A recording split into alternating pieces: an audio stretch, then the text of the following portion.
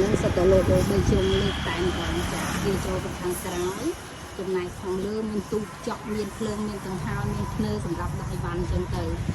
ចា